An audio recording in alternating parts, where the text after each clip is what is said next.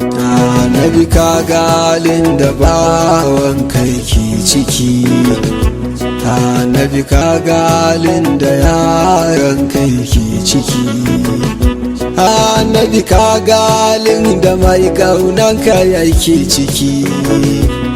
Ni bawanka ne ko ina ba bawan wani ba, Annabi.